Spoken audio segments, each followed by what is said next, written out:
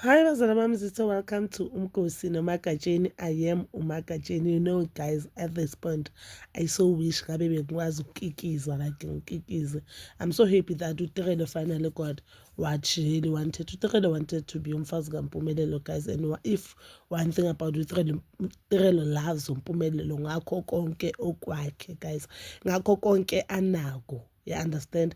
Nompumelelo, I believe ukuthi uyamthanda uThread, just that uMpumelelo uyilenta yiyo and uMpumelelo wathanda amantombazana, which hurts uThread a lot. And vele akekho unkosikazi or any woman ozohlala nomfana othanda amantombazana, ish, that thing breaks abantu besimame. Doesn't just breaks inhliziyo yakho, but it deals with self-esteem yakho, it deals with a whole lot of things. Njengamanje uThredo, the thing bekanayo ukuthi amahle uyathandwa just because amahle kuyebo baba, amahle ukhulela emakhaya makaphakela umyeni wakhe uyakude, and it's something that amahle akhule ngayo, so it's easy for amahle ukuthi ayenze. So khona nawe sobone ngathi, you know what, maybe nami kumele ngiguce ukuthi into zami zoya kahle, kanti no, indoda mayichitha inkinga yikho kuye, guys. Asowisho ngabe ngiyakwazi ukukikiza, but ke isigaci esisithole namhlanje is that kibo Thredo they finally agreed ukuthi uMpumelelo abo umkhwenyana wakhe. uMpumelelo uthe lapha makacela ukuthi uThredo abo umakoti wakakhe ngokusemthethweni, not just a baby mama, makoti wakubo ngokusemthethweni, abo umakoti wakhe ngokusemthethweni. Ushilo ukuthi because inhlelo zethu nabantu bakini sizihamba kahle sekuyavunyelwana, so I think nami it will be best nami ngokucele mina as uMpumelelo Msile. You know, uMpumelelo man, into ayenza kuThredo it's not nice. I think there, because relationship iba ne-stage la khona kungabi right khona, understand.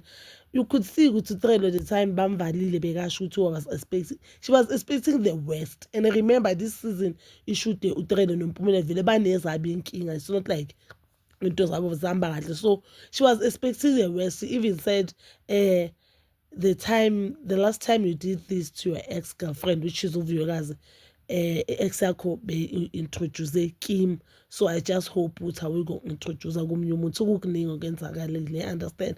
And uThredo, I think uya-understand i-Virginia sithembu, and uThredo akanankinga nesithembu. Inkinga ukuthi indlela uMpumelelo yenza ngayo izinto, indlela uMpumelelo yenza ngayo izinto. You cannot sithi sinenkinga this week introduce kulo, next week yilo, ninini ngisazi lo, so utrenda nomuntu ku-social media, ngelinye ilanga sebakushuda nomunye. Understand ukuthi ziningi izinto zakaMpumelelo nje ziningi, but I'm so happy for uThredo noMpumelelo because this is something uThredo really wanted. Yes, thina as ama-fans will be saying yazi thina ngathi uThredo ngaphuma kuMpumelelo akhethe yena afunde abe nemali yakhe azikhulisele ingane yakhe, because we could see ukuthi uMpumelelo akusumuntu right, and indlela uMpumelelo akhuluma ngayo uyabonisa ukuthi he has zero respect for abantu besimame, not just for uThredo. Udelela wonke umuntu, lo muntu lo udelela abomama bakhe, udelela nje into ethi nje umuntu wesimame akayizwa nama-siblings wakhe imbala, udelela wonke umuntu. So it's not a matter ukuthi udelela uThredo kuphela, but ke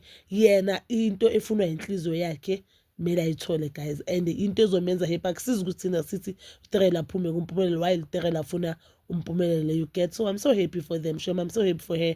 Nering yakhe inhle, yona la iring yakhe inhle.